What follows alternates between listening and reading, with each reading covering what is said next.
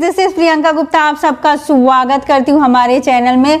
और आज के वीडियो में हम बात करेंगे एक अमेजिंग सक्सेस स्टोरी की।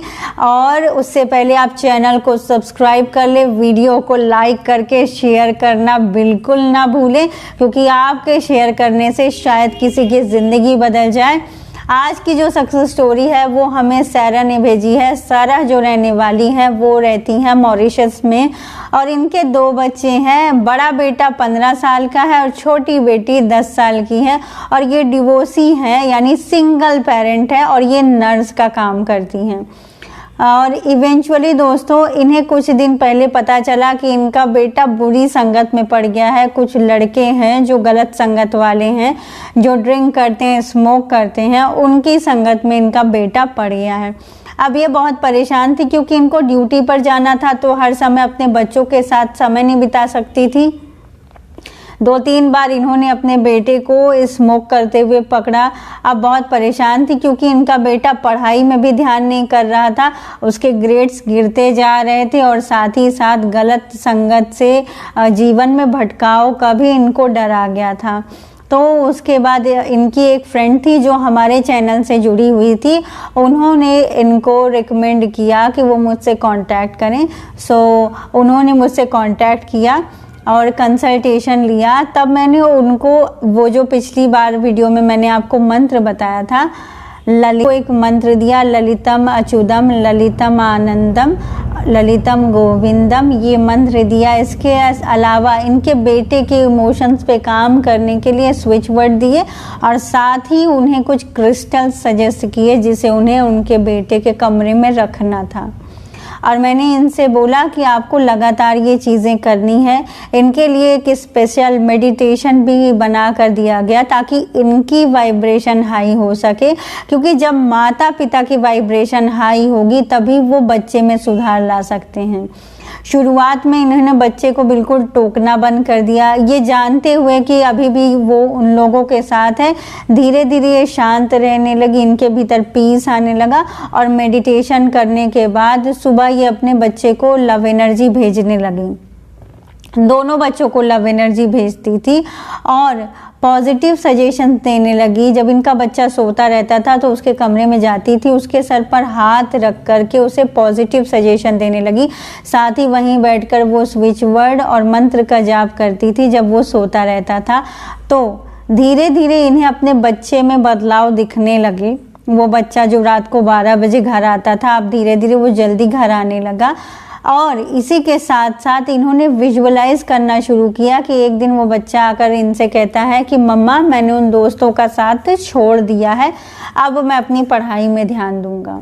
तकरीबन 1.5 महीने लगातार इन्होंने स्विच वर्ड मंत्रा का चैंट किया। और मैं आपको बता दूं, ये 500 बार उस स्विच वर्ड का यूज़ करती थी, मंत्र का चैंट करती थी पूरे लगन के साथ, क्योंकि ये चाहती थी कि उनका बेटा उस दलदल से बाहर निकल आए। इवन ये अपने काम के दौरान भी उन मंत्रों का जाप करती थी। तो इन्होंने एक चीज़ देखी कि जिन मरीज़ों के साथ ये थी उन मरीज़ों में हीलिंग भी बड़ी तेज़ी से होने लगी। ठीक है, तो 1.5 महीने के बाद एक दिन उनका बेटा आता है। वो अपने कमरे में जाकर लेट जाता है, सारा दिन कुछ खाता पीता नहीं और चुपचाप लेटा रहता है। शाम को ये खाना लेकर उसके कमरे में जाती हैं। जब उसके कमरे में जाती हैं तो वो इनके गले लगकर रोने लगता है और इनसे माफ़ी मांगने लगता है।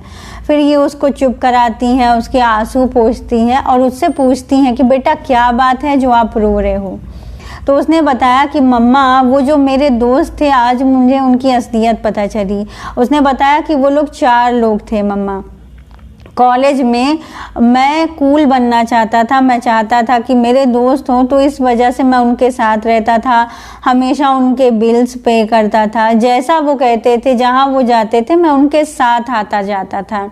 लेकिन आज कॉलेज में एक नया लड़का आया जो बहुत पैसे वाला है, रिच है, तो ये सारे दोस्त अब उसके आगे पीछे घूमने लगे, मुझे इग्नोर करने लगे।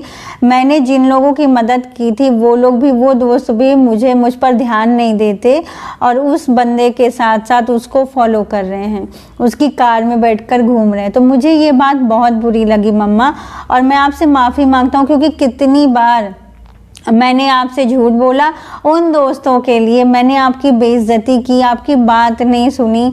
और मम्मा मैंने पढ़ाई में भी ध्यान देना बंद कर दिया, क्योंकि मैं बैठ के उनके नोट्स बनाता था ताकि वो लोग मुझसे खुश रहें और मुझे अपने सर्कल का हिस्सा बनाए रहें।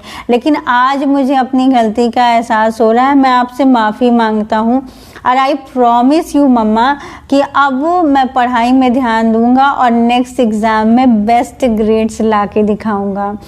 माँ बहुत खुश होती हैं, बच्चे को अप्रिशिएट करती हैं और बोलती हैं कि कोई बात नहीं बेटा, जब आपसे गलती हुई आपने उस गलती को एक्सेप्ट किया, वो बहुत बड़ी बात है। अब आपको अपनी पढ़ाई पे ध्यान देना, अपने फ्यूचर पे ध्यान देना। और एक बात याद रखिए कि सच्चे दोस्त वो होते हैं जो आपको सही रास्ता दिखाते हैं। सच्चे दोस्त वो होते हैं जो आपके शुभचिंतक होते हैं, जिन्हें आपके पैसों से प्यार नहीं होता, बल्कि वो जेन्युइनली आपके साथ रहना चाहते हैं, आपकी खुशियाँ और आपके दुख बांटना चाहते हैं।